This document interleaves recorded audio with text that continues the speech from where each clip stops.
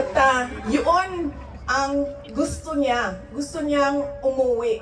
Sinabi ko din sa kanya yon pa. Sabi ko, yung kagustuhan mo na umuwi, yan din yung katapusan ng buhay mo. Magiging Ninoy Aquino Jr. ka. At sinabi niya sa akin, sabi niya, kung ganyan ang kapalaran ko, then so be it. Basta lang mauwi ako sa Pilipinas.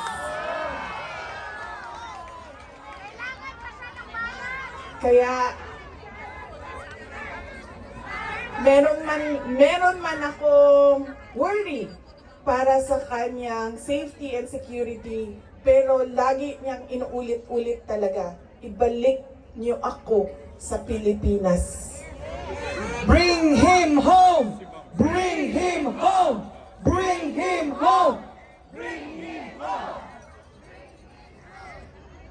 Nagtatanong marami, ano bang pwede magawa? Huwag natin tigilan ang panawagan sa gobyerno natin sa Pilipinas at sa lahat ng gobyerno na nakikinig at dito sa ICC na ipaalam sa kanila na mali ang ginawa kay Pangulong Rodrigo Duterte.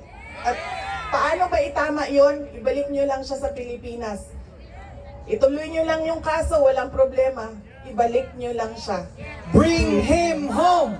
Bring him home! Bring him home! Okay?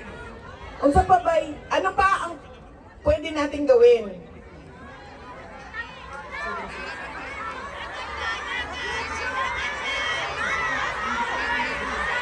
Fifi, just tell us what to do!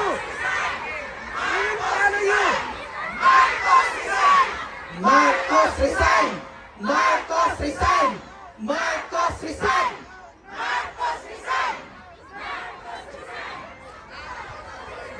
Kayo nagsabi niyan, hindi ako ha.